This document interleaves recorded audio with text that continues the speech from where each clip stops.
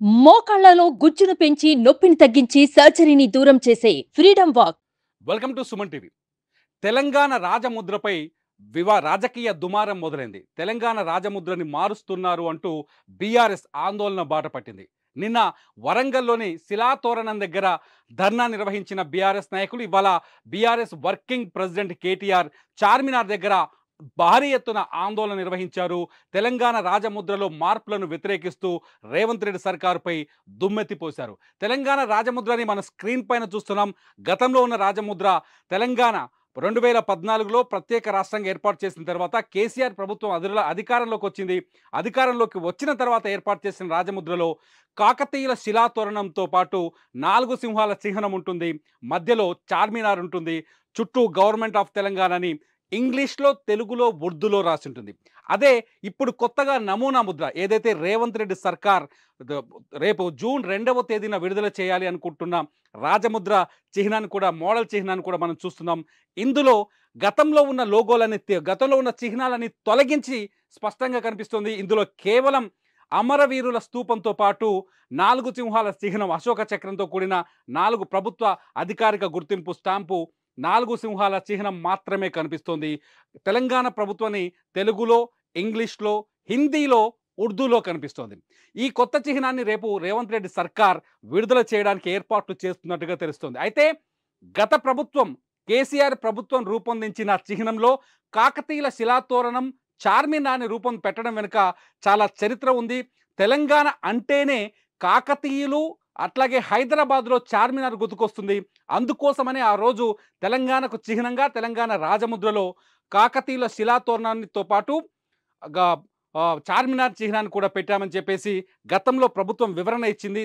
దాన్ని తెలంగాణ సమాజం కూడా అప్పట్లో అంగీకరించినట్టుగా నాటి ప్రభుత్వం చెప్పింది. కాకపోతే ఇప్పుడు మొత్తం పూర్తిగా మారిపోయింది. అంటే కాకతీయులు తెలంగాణ సమాజంలో కాకతీయుల పాత్ర చాలా పెద్దది. కాకతీయులు తెలంగాణ ప్రాంతాన్ని కొన్ని వేల సంవత్సరాలు ఏలారు. కాకతీయులు చేసిన అభివృద్ధి కార్యక్రమాలు ఉన్నాయి. కాకతీయులు నిర్మించిన చెరువులు ఉన్నాయి. ఆ చెరువులనే ఈసారి మిషన్ కాకతీయ కింద చెరువుల అభివృద్ధి కూడా చేసింది గత ప్రభుత్వం. కాకతీయులు తెలంగాణ సమాజ అభివృద్ధి కోసం ఎంతో కృషి చేశారు. అందులో భాగంగానే కాకతీయుల శిలాతోరణాన్ని ఆ రోజు రాజముద్రలో ఏర్పాటు చేసినట్టుగా అప్పటి ప్రభుత్వం వివరణ ఇచ్చింది. అట్లాగే హైదరాబాద్ అంటే చార్మినార్ అనేది హైదరాబాద్కు చిహ్నం. చార్మినార్లో గతంలో ఇక్కడి పరిపాలన రాజులు ప్లేగు వ్యాధి తర్వాత, ప్లేగును జయించిన తర్వాత నిర్మించిన ఒక చిహ్నం. ఆ చార్మినార్ని హైదరాబాద్ చరిత్రకి ఆ చార్మినార్కి సంబంధం ఉంటుంది కాబట్టి చార్మినార్తో పాటు కాకతీయుల శిలాతోరణాన్ని రాజముద్రలో ఉంచడం సమంజసమని అప్పట్లో నిర్ణయం తీసుకున్నారు. ఆ రాజముద్రని ఉంచారు. కాకపోతే ఇప్పుడు ఆ చార్మినార్ చిహ్నాన్ని, అట్లాగే కాకతీయుల శిలాతోరణాన్ని రెండింటిని తొలగిస్తూ రేవంత్ రెడ్డి ప్రభుత్వం కొత్త చిహ్నాన్ని రూపొందించింది. ఈ కొత్త చిహ్నం పైన ఇప్పుడు దుమారం చెలరేగుతోంది. అమరవీరుల స్తూపం అంటే రేవంత్ రెడ్డి ప్రభుత్వం మొదటి నుంచి చెప్తోంది, కేసీఆర్ అధికారంలోకి వచ్చిన తర్వాత తెలంగాణ ఉద్యమకారులని, తెలంగాణ అమరులను వీళ్ళందరినీ నిర్లక్ష్యం చేశారు. ఈ నిర్లక్ష్యం వల్ల తెలంగాణలో ఎవరైతే నిజంగా ప్రత్యేక రాష్ట్రం కోసం పోరాటం చేశారో వాళ్ళు నిర్లక్ష్యానికి గురయ్యారన్న ఉద్దేశంతో ఆ అమరవీరుల స్తూపాన్ని తీసుకొచ్చి కొత్త లోగోలో చేర్చినట్టుగా తెలుస్తుంది. మొత్తంగా ఈ వివాదం ఊహించని మలుపులు తిరుగుతోంది. తెలంగాణ సమాజం రేవంత్ రెడ్డిని అంగీకరిస్తుందా, లేకపోతే గతంలో కేసీఆర్ ప్రభుత్వం తీసుకొచ్చిన లోగోని అంగీకరిస్తుందా అనేది ఇప్పుడు అతి పెద్ద ప్రశ్నగా మారుతోంది. మొత్తంగా ఒక్క చర్చ అయితే ఇప్పుడు తెరపైకి వచ్చింది. ఇవాళ కేటీఆర్ చార్మినార్ దగ్గర భారీ ఎత్తున ఆందోళన నిర్వహించారు. తెలంగాణ చిహ్నాన్ని మార్చడాన్ని ఆయన తీవ్రంగా వ్యతిరేకించారు. కాకతీయుల చిహ్నాన్ని లోగో నుంచి తొలగించడం అంటే కాకతీయులని అవమానించినట్టే అని చెప్పుకుంటూ వచ్చారు.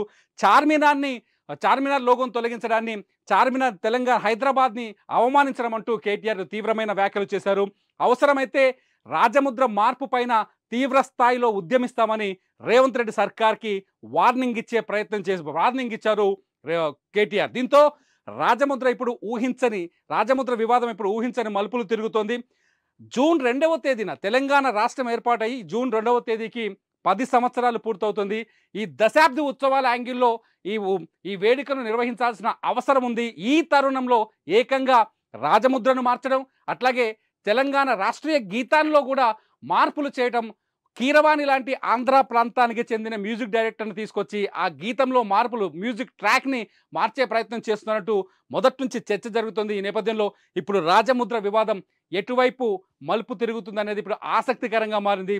చూద్దాం దీనిపైన ముఖ్యమంత్రి రేవంత్ రెడ్డి ఏమైనా స్పందిస్తారా, లేకపోతే తన నిర్ణయాన్ని మార్చుకునే అవకాశం ఉందా, లేదు తన నిర్ణయం ఇలాగే కొనసాగుతుంది, కొత్తగా రూపొందించిన రాజముద్రతోటే పరిపాలన కొనసాగుతుందని ప్రకటిస్తారా? మొత్తానికి ఈ వివాదం కాస్త బీఆర్ఎస్ వర్సెస్ కాంగ్రెస్ కింద మారిపోయింది.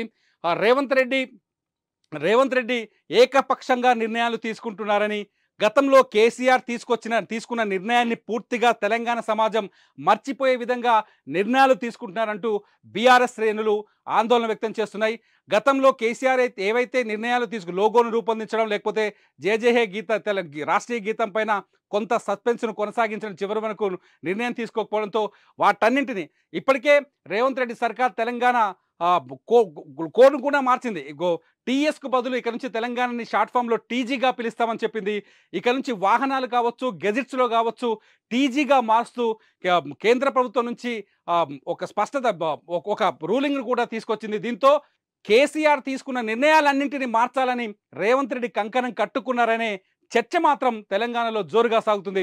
చూద్దాం దీనిపైన రేవంత్ రెడ్డి ఎటువంటి నిర్ణయం తీసుకోబోతున్నారు అది ఇప్పుడు ఆసక్తికరంగా మారుతోంది. రైతుల కోసం అనేక పథకాలు చేపట్టి, అనేక సంక్షేమం కోసం అనేక జలాశయాల నిర్మాణం చేపట్టి 42,000 గొలుసు కట్టిన చెరువులు దేశంలో ఎక్కడ కూడా లేదు. కేవలం కాకతీయుల పాలన ఉన్నటువంటి సామ్రాజ్యాన్ని మనకు కనబడుతుంది. అంటే దీన్ని బట్టి కనబడేది ఏంటి, రైతులకు కూడా ఒక సామాన్యునికి లాభం చేకూరే విధంగా ఈ పాలన జరిగింది. ఇక్కడ కనబడతాయి మనకు మొసలు కూడా ఉంటుంది, అంటే జలాశయాలలో మొసలు, అంటే ఇక్కడ అనేక జలాశయాలు, అంటే ప్రతి ఒక